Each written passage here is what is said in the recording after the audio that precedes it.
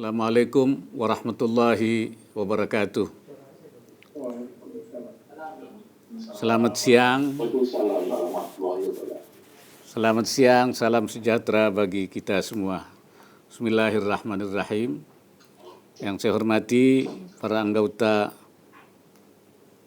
para menteri, Pak Menko, para menteri, saya hormati para anggota Komite Pengarah Reformasi Birokrasi Nasional dan tim Reformasi Birokrasi Nasional.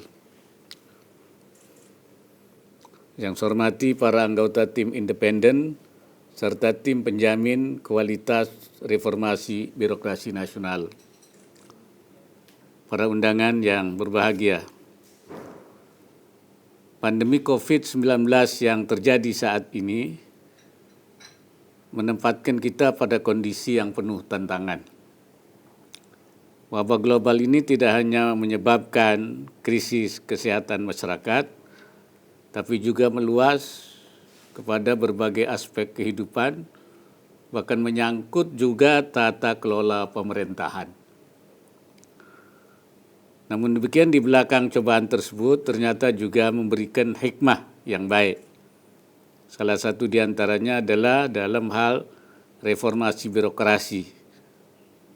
Pada masa pandemi ini, birokrasi dituntut untuk beradaptasi dan berinovasi agar tetap berkinerja optimal.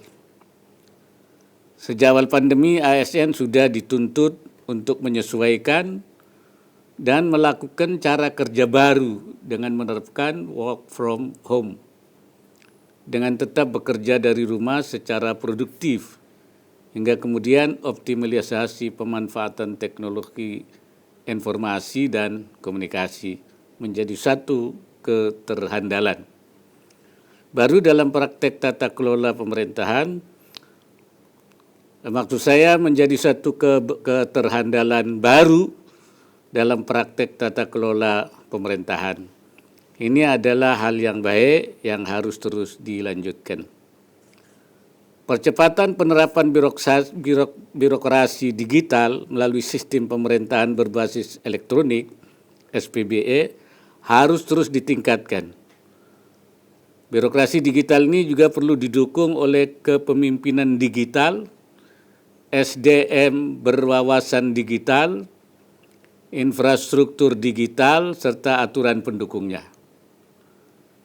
Birokrasi di masa pandemi ini tetap dituntut untuk tetap memberikan pelayanan publik secara optimal di tengah berbagai keterbatasan. Standarisasi pelayanan publik memasuki masa tatanan normal baru ini harus segera diwujudkan.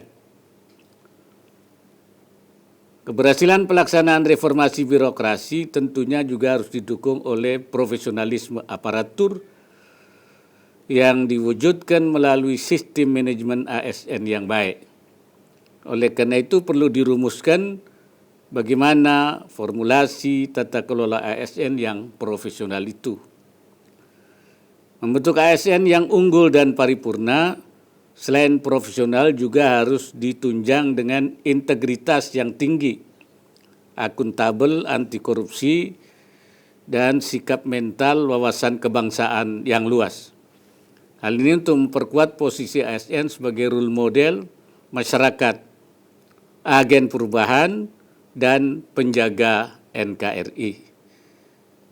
Menindaklanjuti arahan Presiden berkenaan dengan penyederhanaan birokrasi melalui pemangkasan eselon 3 ke bawah juga harus segera direalisasikan.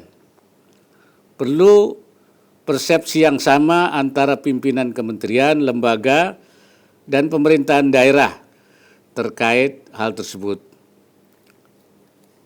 Rapat KPRBN sebelumnya disepakati bahwa prinsip pemangkasan eselon ini jangan sampai mengakibatkan pengurangan penghasilan dan tetap menjamin kelangsungan karir ASN. Dukungan regulasi reformasi birokrasi tersebut harus segera diselesaikan.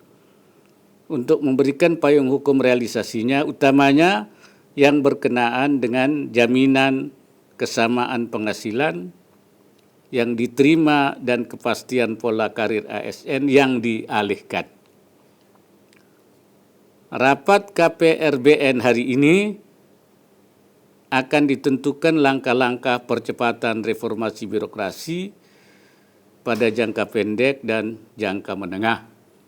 Saya juga ingin dapat memperoleh gambaran tentang sumbatan-sumbatan yang masih ada, kalau itu ada, sumbatan-sumbatan yang masih ada, itu misalnya ada di mana saja, dan bagaimana solusinya supaya tidak ada lagi sumbatan-sumbatan sehingga pelayanan publik, pelayanan oleh birokrasi untuk pelayanan publik bisa berjalan dengan optimal.